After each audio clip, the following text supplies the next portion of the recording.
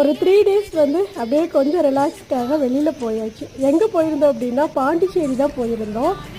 இது வரைக்கும் பாண்டிச்சேரி போனதில்லை. சரி ஓகே போயிட்டு வரலான்னு சொல்லிட்டு போயிருந்தோம்.